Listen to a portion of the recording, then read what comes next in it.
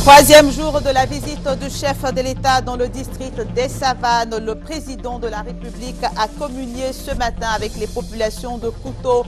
Paix, réconciliation, développement étaient les maîtres mots de son adresse aux populations.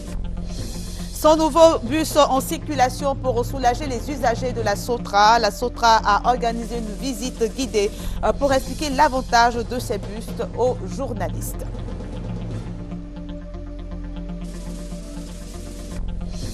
Mohamed Morsi, chassé du pouvoir, est transféré au ministère de la Défense. Son remplaçant par intérim et président du Conseil constitutionnel, Adli Mansour, a prêté serment ce matin. Mesdames et messieurs, bonjour et bienvenue dans votre journal. Nous sommes au troisième jour de la visite du chef de l'État dans le district des Savanes. Hier, deuxième jour de sa visite, le président de la République a animé 2 meetings à Mbengue et à Wongolodougou. Aujourd'hui, c'est avec les populations de Kouto qu'il a communié. Alassane Ouattara a une fois de plus invité les populations au pardon et à la réconciliation pour le développement de la Côte d'Ivoire. Et je vous propose maintenant de l'écouter. Je le disais tantôt, il a mis l'accent sur la réconciliation. Je voudrais qu'on insiste surtout sur la nécessité de réconcilier nos concitoyens. C'est important parce qu'un pays en paix, un pays en sécurité, nous devons tourner la page sur les divisions du passé. Nous devons faire en sorte que les Ivoiriens réapprennent à s'aimer, à se pardonner, car cette crise a été terrible. J'ai été surpris moi-même par l'ampleur des dégâts causés par ces 10-12 dernières années. Et nous devons tout faire pour que cela ne se reproduise plus en Côte d'Ivoire. Je voudrais compter sur vous, population de Kouto, Bon et Kolia. Voilà, c'est un extrait de l'adresse du président de la République ce matin à Kouto. Hier, il a animé 2 meetings à Mbengue et à Wongolodougou. Le président Alassane Ouattara a dit sa joie d'être parmi les siens. Il a invité les fils et filles de la Côte d'Ivoire à tourner la page sombre de ces 10 dernières années. Il a exhorté les Ivoiriens, les politiciens notamment, à se remettre résolument au travail pour bâtir le pays. Et dans cette œuvre de reconstruction de la Côte d'Ivoire, le chef de l'État a fait la promesse que les populations du district des Savanes ne seront pas oubliées. Ce soir, le président Alassane Ouattara sera à Tengrela, une ville où tout est devenu cher, transport, denrées alimentaires. Le chômage des jeunes se pose avec acuité et certainement le chef de l'État va apporter des réponses. Un tour à l'Assemblée nationale nous permet de constater que le ministre d'État, ministre des Affaires extérieures, Charles Kofi Dibi, a obtenu des députés membres de cette commission l'adoption de 4 projets de loi. Ces projets de loi autorisent le président de la République à ratifier 4 tests internationaux déjà signés par la Côte d'Ivoire. Les précisions de Léon Bro. La Charte africaine de la démocratie, des élections et de la gouvernance, le traité portant révision du traité relatif à l'Organisation pour l'harmonisation du droit des affaires en Afrique, OHADA, la Charte africaine de la statistique et la Charte du Conseil de l'entente. À chacun de ces tests, le projet de loi correspondant pour autoriser la ratification par le chef de l'État est dense d'un article unique. Mais les débats avant son adoption ont duré 1 heure, soit au total 4 heures d'horloge. Le temps pour le porteur de ces projets, le ministre en charge des Affaires étrangères, de convaincre les députés membres de la Commission des relations extérieures sur la nécessité pour la Côte d'Ivoire de ratifier ces accords. C'est pour dire haut et fort à tout le monde que nous nous engageons dans une voie de démocratie ouverte, de bonne gouvernance et donc de respectabilité par rapport à nos engagements extérieurs que nous prenons. Et donc je me réjouis du fait que nos parlementaires aient voté unanimement l'ensemble de ces tests. Bien plus, soutient le ministre d'État, ces accords présentent l'avantage d'aider à la relance économique. C'est à travers le renforcement du climat de paix et de stabilité, l'assainissement du milieu des affaires, la production à temps réel de données statistiques fiables sur le développement.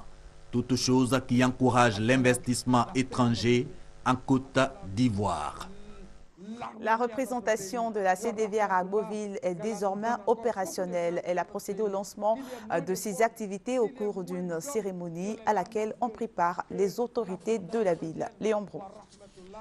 Sketch pour sensibiliser sur la nécessaire réconciliation entre habitants de la Côte d'Ivoire. Les scènes se déroulent à Agboville, chef-lieu de la région de l'Agnébi-Tiassa. La commission Dialogue, Vérité et Réconciliation CDVR de la localité démarre ainsi ses activités. Thème retenu, chacun doit faire sa part. Occasion pour les dirigeants locaux, Monseigneur Alexis Touabli-Youlo et Tano Monique de s'engager à vulgariser les actions de l'institution telles que expliquées par les dirigeants nationaux, Maître Ofumu Kodis, commissaire central chargé du genre, et Monseigneur Siméon Awana, coordonnateur des régions du centre et de l'Est, représentant le président de la CDVR, Charles Konabani. Il s'agit notamment de l'identification et de la sensibilisation sur les risques de violence, la réhabilitation communautaire, la consolidation de la paix. Les leaders de communautés des 4 départements de la région de l'Agnébi-Tiassa, à savoir Agboville, Tiassalé, Tahabo et Sikensi, ne resteront pas en marge de ces chantiers. Chacun a promis de jouer sa partition pour les triomphes du pardon, la tolérance et l'acceptation mutuelle. 100 nouveaux bus de la Sotra en circulation pour le bonheur des usagers. Ces nouveaux autobus de la Société des transports abidjanais desservent les lignes dans le district d'Abidjan. Les responsables de la Sotra ont initié une visite guidée pour montrer ces bus aux journalistes. Le compte-rendu de Chantal Eouma. Gare routière d'Adjamé ce mercredi, Bolou attend le bus pour Koumassi. Avec lui, plusieurs autres passagers. L'attente est longue depuis les assis, depuis cette ici-là. La mise en circulation de 100 nouveaux autobus annonce l'arrivée par vague de 400 autres. Pour les passagers, c'est une bouffée d'oxygène. Pendant la rentrée scolaire, quand tous les élèves et étudiants seront là, ça va être vraiment compliqué puisque les bus sont beaucoup coincés. Les bus sont réguliers, on n'a plus de problème maintenant. Sinon avant, ici, vraiment, on avait du mal. Mais ce qui nous gêne surtout, la chaleur. Il fait très chaud dedans. Fini désormais de longues heures d'attente aux arrêts de bus. La Société des transports abidjanais a décidé d'améliorer la qualité des prestations. Nous savons pertinemment qu'il y a des difficultés sur certaines lignes à étudiants.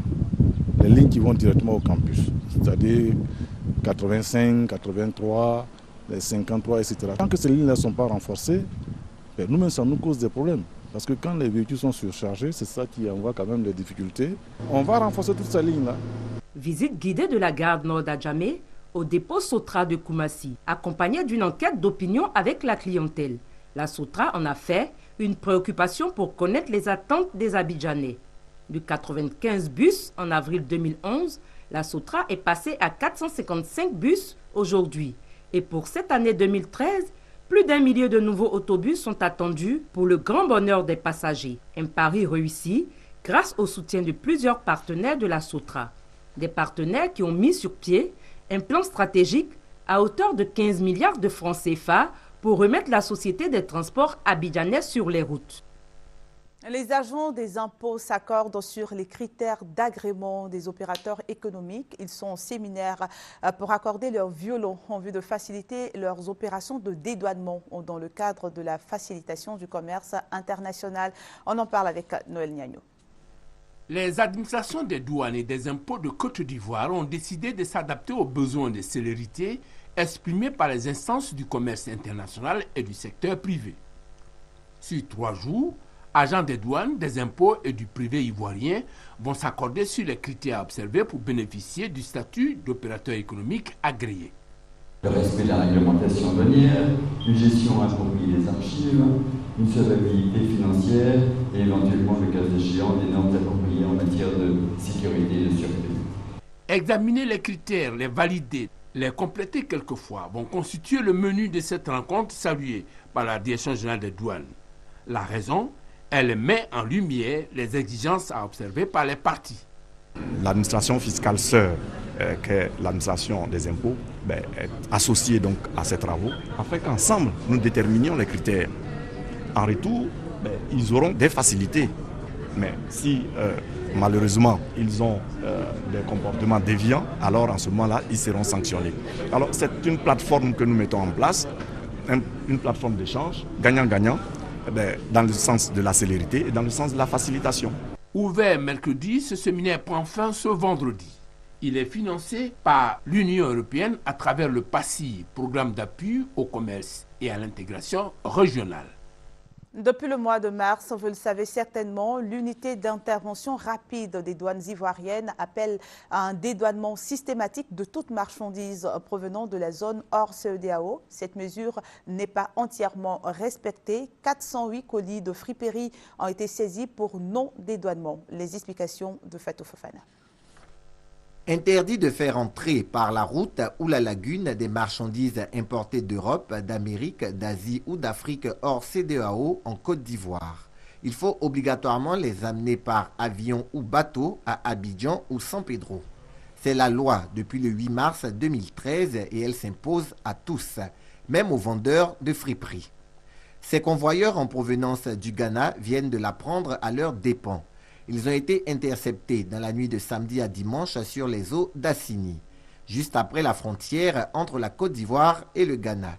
Un coup de filet de l'USIR, l'unité spéciale d'intervention rapide des douanes ivoiriennes. Il s'agit de balles de marchandises, de vêtements, en apparence, de vêtements, dont on pourrait évaluer à 2 chargements de remorque. Pour l'heure, nous ne pouvons pas dire exactement la valeur marchande. Lorsque nous lui avons demandé s'il avait des documents, non, il n'a pas de documents. Ils disent qu'ils le ramassent un peu. Ils viennent, ils accostent, ils prennent un camion, ils arrivent là, ils déchargent, ils transportent sur un bateau, et très tard dans la nuit, ils rentrent à Abidjan. 408 colis rentrés frauduleusement en Côte d'Ivoire, un cas de contrebande. Les mises en cause seront donc soumis aux sanctions en vigueur. Pour un travail plus efficace, l'unité spéciale d'intervention rapide des douanes ivoiriennes plaide pour des moyens appropriés au contrôle sur le plan d'eau lagunaire, notamment des vedettes. C'est un commentaire de Landry Ponou. L'université Félix Houphouët-Boigny de Cocody a abrité une conférence sur le thème « La Côte d'Ivoire peut-elle sortir du sous-développement ?» Cette conférence a été organisée à l'intention des étudiants de l'UFR des sciences économiques. Ils ont été invités à jouer leur rôle dans le développement de la Côte d'Ivoire. Serge Gongomé, Delphine Ngla. La Côte d'Ivoire peut-elle sortir de son sous-développement après les crises qu'elle a connues pour devenir un pays émergent à l'horizon 2020? C'est le sujet débattu au cours de cette conférence à l'UFR des sciences économiques de l'université Félix Houphouët-Boigny. Objectif: attirer l'attention des étudiants en master, ces futurs managers, sur leurs responsabilités face aux efforts à mener pour bâtir une Côte d'Ivoire forte et développée. Pour le conférencier du jour, Isaac Nyamba Yao, directeur général adjoint de la Poste Côte d'Ivoire, notre pays peut sortir de son sous-développement pour être un pays émergent à l'horizon 2020 si chacun de son côté joue sa part. Et selon lui, les étudiants en master peuvent apporter une grande contribution à l'émergence de la Côte d'Ivoire pourvu qu'ils développent des attitudes de bons managers, à savoir bannir de leur comportement la violence, la facilité, la corruption et être des cadres assidus au travail et déterminés à atteindre de grands objectifs. Message bien perçu par les étudiants. On ne devient que ce qu'on veut. C'est ce que j'ai retenu en fait. Donc il faut lutter pour ce que nous avons déjà commencé et vraiment mettre tout en œuvre pour être vraiment ces personnes de demain là. Parrainée par Olo Germain, entrepreneur, la rencontre a permis aux étudiants en master de présenter leur savoir-faire aux visiteurs à travers des stands. Les vainqueurs du concours oral d'orthographe ont été célébrés par l'ONG Penser, Aimer, Servir. Le concours oral d'orthographe aide les jeunes à avoir un bon niveau en français. On en parle avec Beket Aliko et Maïs Seko. Amener les jeunes lycéens à avoir une bonne orthographe et un bon niveau en français. Tel est le défi que veut relever l'ONG Penser, Aimer, Servir. Pour y parvenir, un concours oral d'orthographe a été organisé au Collège moderne Autoroute de Trècheville. Ewi Angama Cynthia, Abbé Amanchi Laurette et Apo Josias sont les heureux gagnants de ce concours. Ils ont reçu chacun un trophée, des œuvres littéraires, notamment un dictionnaire, des romans et autres bouquins. Je suis très heureuse d'avoir gagné parce que je ne savais pas que je pouvais gagner puisqu'il y avait d'autres personnes aussi compétentes que moi. Donc je remercie l'ONG d'avoir organisé ce concours pour le bien-être des élèves. C'était au départ 22 et il fallait choisir 3 parmi les 22. Donc vraiment, il y avait le stress, la peur, mais j'étais un peu encouragée puisque j'avais participé l'année passée. Donc voilà, j'ai été deuxième parmi les 3. À travers cette initiative, l'ONG Penser, Aimer, Servir veut amener les jeunes à se familiariser avec les mots. Le constat qui est fait, c'est que particulièrement à cause du système SMS, on a constaté que nos élèves des lycées et collèges ne s'adonnaient plus vraiment à la lecture, c'est-à-dire qu'ils ne prenaient plus la peine de connaître l'orthographe correcte des mots. Alors le souci est ici de ramener les élèves à maîtriser l'orthographe des mots qu'ils utilisent. Contes, pièces théâtrales et expositions ont marqué la cérémonie. Les meilleurs producteurs de coton de Dianra ont reçu un bonus pour la qualité et la quantité de leur production. Il s'agit de primes supplémentaires pour les encourager et les inciter à la qualité. Le commentaire de Kades Odogo et de Kwadjo Kwame. Après le travail, la récompense. Pour les producteurs et organisations professionnelles agricoles OPA de la filière coton du département de Dianra. Leur structure d'encadrement Ivoire Coton, à travers sa direction générale, a tenu à reconnaître leurs efforts. Cette année, après avoir payé 20 milliards de francs CFA en dette aux producteurs, après avoir payé 539 millions au titre des ressources, nous avons payé en prime exceptionnelle 750 millions de francs CFA à nos meilleurs producteurs qui sont au nombre de 5300 et à nos meilleurs OPA qui sont autour de 700. Sur 352 048 tonnes représentant la production nationale, les cotonculteurs encadrés par cette structure ont produit 140 541 tonnes, soit 40% de cette production nationale. Au niveau des producteurs, le lauréat national est Ouattara Zana de Benso dans la sous-préfecture de Niélé. Il a produit 131 tonnes de coton sur 56 hectares. Il a eu plusieurs prix, dont 1 50 000 en espèces. Les femmes productrices n'ont pas été oubliées. Parmi elles, la palme d'or est revenue à Dame Sissé Namawa avec environ 6 tonnes sur 2 hectares. Les lauréats sont convaincus que la terre est nourricière. Les diplômés qui sont là et qui ne font rien, de revenir à la terre. Aujourd'hui, le paysan est très fier. Ce que tu fais sur le terrain, tu le gagnes sans problème. La campagne cotonnière 2013-2014 a démarré depuis le mois de mai. L'objectif pour la Côte d'Ivoire est de produire au moins 400 000 tonnes de coton-graines. Planter 1000 arbres dans le département de Bokanda d'ici à la fin de l'année pour lutter contre la désertification. C'est l'ambition de la direction départementale de la promotion de la jeunesse. Elle vient de lancer un vaste projet de reboisement, comme nous l'explique Thérèse Yoboué. La forêt ivoirienne se meurt. Le désert approche à grands pas. Tenez, en 1957, 3 ans avant l'indépendance de la Côte d'Ivoire, le patrimoine forestier était estimé à 21 millions d'hectares. Aujourd'hui, la Côte d'Ivoire ne compte que 2,8 hectares de forêt. À Bokanda, on pense donc au reboisement. La direction départementale de la promotion de la jeunesse est l'initiatrice. Elle vient de mener à cet effet une opération de reboisement par un planting d'arbres. Autorités administratives et politiques, chefs coutumiers, associations de jeunesse, tous se sont mobilisés autour de ce projet pour en assurer la réussite. Il s'agit de planter d'ici la fin 2013 1000 arbres pour lutter contre la désertification dans le département de Bokanda. Une occasion saisie par le capitaine Konan Kwaku des eaux et forêts pour demander à la jeunesse de créer des plantations de teck pourvoyeuses de richesses afin de garantir leur avenir. Quant au préfet du département, il a exhorté les populations à protéger l'environnement afin d'assurer aux générations futures un cadre de vie agréable. Des hommes en train de coiffer des femmes, c'est de plus en plus fréquent à Abidjan. Le secteur de la coiffure réservé aux femmes connaît depuis un moment de nouveaux acteurs et ce sont des hommes. Ils font bien leur travail, si bien qu'ils sont les préférés des femmes. Enfin, c'est ce que nous dit Laetitia Monglet de RTI2 qui les a rencontrés. Des femmes qui coiffent d'autres femmes, le tableau est plutôt habituel dans nos espaces de beauté. Par contre, ce qui était inhabituel il y a quelques années, c'était la présence des hommes dans cet univers. Aujourd'hui, dans le district d'Abidjan par exemple, sur environ 1650 salons de coiffure dames, près de la moitié est dirigée par des hommes. Comme j'ai vu que c'est un domaine, ça peut me rapporter plein de choses. C'est pourquoi je me suis jeté dedans. Je fais un peu de tout, que ce soit coupe de cheveux, tissage, les coiffures de mariage et les maquillages. Et puis les soins corporels aussi. Donc je fais un peu de tout. Faut pas que je mentir, c'est le seul métier que j'ai. Ça me nourrit. J'ai des employés, j'ai au moins 8 filles ici que j'emploie. Des hommes coiffeurs de dames, pour la plupart autodidactes en la matière. J'ai arrêté le cours au CM2. J'ai dit à maman que je voulais faire la coiffure, ça me plaît, comme ça m'a mis dedans. C'est d'abord ma petite soeur, ma maman l'envoyait chez la coiffeuse pour faire ses nattes toujours, donc c'est moi je l'accompagnais. Donc c'est comme ça. Donc, terminer le bout quand c'est rentré. On peut dire que c'est un don. Depuis tout petit, à l'âge de 10 ans déjà, il tressait, il faisait tout. L'art du beau de la tête aux pieds, savoir lire et écrire n'y a pas forcément sa place.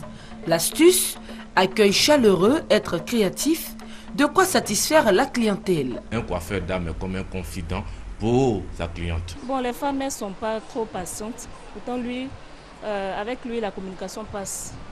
Quand tu lui demandes quelque chose, il le fait. Chez les hommes, quand il dit ici, ça ne va pas, ils essaient d'arranger. C'est pour cela que j'aime me faire tresser chez les hommes. Qu'en pense du reste la gente féminine abidjanaise? En tout cas, certaines n'acceptent pas de voir leurs cheveux manipulés par des hommes. Ça me fait quelque chose qu'un homme me coiffe. Je ne suis pas à l'aise, je préfère qu'une femme me coiffe. Pour qu'une femme me coiffe, je suis plus à l'aise qu'une femme me coiffe. Je ne peux pas entrer me coiffer, un homme entre me coiffer, non. Je préfère une femme. Jamais de la vie qu'un homme va me coiffer. Les femmes sont là pour ça. Les hommes dans la coiffure et l'esthétique à Abidjan, ce n'est plus tellement une curiosité. Ce qui attire plutôt les regards, leur apparence souvent féminine, ce qui fait peser sur eux des soupçons d'homosexualité. Des rumeurs ou des préjugés qu'ils balaient toutefois du revers de la main. Moi, ma femme et mon enfant, voilà mon enfant ici.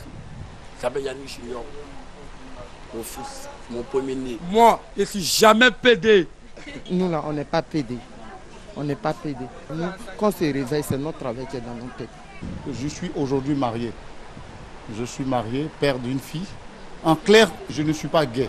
Comme on peut le constater, coiffure et esthétique riment aussi avec les hommes. Ils sont devenus des piliers essentiels dans les soins de beauté des femmes. Reste à chaque femme de porter son choix sur un coiffeur ou plutôt une coiffeuse.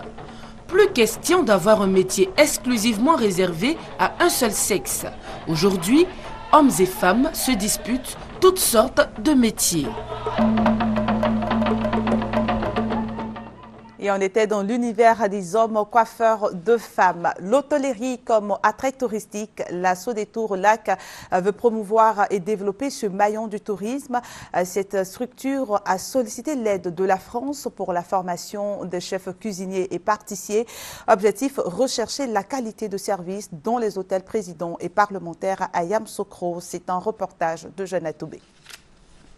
Ces deux hommes, Vincent Père, professeur en cuisine et en gestion, chef de cuisine, Laurent Lalvé, meilleur ouvrier de France, charcutier traiteur.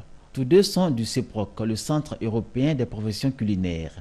Ils ont eu en charge de former les chefs pâtissiers et chefs de cuisine ainsi que les adjoints des hôtels présidents et parlementaires de Yamoussoukro et de l'hôtel Carrefour de Séguéla, patrimoine de la Sodetour Lac. Les enseignements ont porté sur les nouvelles techniques dans la gastronomie mondiale dans toutes ses dimensions. Un objectif en cohérence avec la vision de la Sodetour Lac. Et nous voulons développer le tourisme intérieur. Nous voulons faire en sorte que les Ivoiriens nous accompagnent dans le développement du tourisme. Mais il nous faut aussi répondre aux attentes de nos résidents en Côte d'Ivoire, tous ceux qui vont nous accompagner dans le développement de ce tourisme intérieur. Et il est tout à fait normal que nous fassions en sorte que le client, quand il arrive, qu'il puisse recevoir la qualité de services et de repas chaque fois qu'il séjournera dans nos hôtels ici à Yamoussoukro et aussi à Séguéla. Pâtisserie salée et sucrée, poissons, coquillages, crustacés, viande pour plats simples et généreux. Toute une brochette de plats internationaux saupoudrés de classiques français avec une touche locale. De quoi mettre l'eau à la bouche. Reste maintenant aux professionnels de la gastronomie des hôtels présidents et parlementaires Yamoussoukro et de l'hôtel Carrefour de Séguéla de montrer qu'ils ont le potentiel de chefs. Des chefs assurant la qualité de service et de repas dans les hôtels gérés par la Société de développement du tourisme Sodertro-Lac dans la région du Bélier, anciennement région des Lacs. Direction à Bengoro maintenant pour parler de la réhabilitation des locaux de l'agence ivoirienne de presse. Ils ont été réhabilités et équipés par l'ambassade des États-Unis en Côte d'Ivoire. Le récit de Thérèse Yoboué. Plus de 8 600 000 francs, c'est le coût du bâtiment de l'agence ivoirienne de presse d'Abangourou, entièrement réhabilité par l'ambassade des États-Unis. Elle a également entièrement équipé. La directrice de l'AIP a réceptionné les clés du bâtiment rénové. Aujourd'hui, on a un beau bureau flambant neuf. Donc, je remercie infiniment nos partenaires qui sont l'ambassade des États-Unis, l'USAID, Otis City et ICOM. Je suis vraiment très heureuse parce que c'est un partenariat avec eux qui dure depuis 2011. Le chef de l'agence d'Abangourou a exprimé également sa gratitude à l'ambassade des États-Unis. Avant la réhabilitation, le bâtiment était totalement délabré, fissuré. Nous travaillons dans des conditions difficiles. Et les Américains sont venus, ils ont décidé de réhabiliter l'AIP. Le représentant de l'ambassadeur des États-Unis, Travis Murphy, a précisé que les États-Unis soutiendront toujours les efforts du gouvernement ivoirien dans la promotion de la démocratie et de la liberté de la presse. Doumbia Mori a représenté le ministre de la Communication à cette cérémonie. Il a exhorté le personnel de l'AIP à une meilleure utilisation des locaux pour mieux assurer sa mission de grossiste de l'information avec rigueur et professionnalisme. La cérémonie a été marquée par une conférence sur le rôle de l'AIP dans le processus de réconciliation. Conférencier, un ancien de l'AIP, Ben Balo. On vient au dernier titre de cette édition. Le président égyptien Mohamed Morsi, renversé hier par l'armée, a été transféré aujourd'hui au ministère de la Défense, quelques heures avant la prestation de serment de son remplaçant par intérim, le président du Conseil constitutionnel, Hadi Mansour. Les forces de sécurité ont lancé 300 mandats d'arrêt contre des hauts dirigeants. Le roi Abdallah d'Arabie Saoudite a été le premier dirigeant étranger à féliciter Hadi Mansour, qualifié de président de la République arabe d'Égypte sœur. Et pour clore ce journal, un tour bref de l'actualité dans le monde. Une série d'attentats a fait au moins 22 morts en Irak. Les violences continuent en Irak où l'explosion d'un engin piégé au sud de Bagdad a tué 7 personnes ce mercredi. Mardi, l'explosion d'une dizaine de voitures piégées avait déjà fait 57 morts dans les quartiers à majorité chiite de Bagdad et des villes du sud. Aucun des attentats n'a été revendiqué, mais des groupes sunnites liés à Al-Qaïda pourraient être impliqués, ravivant les craintes d'une nouvelle guerre interconfessionnelle en Irak.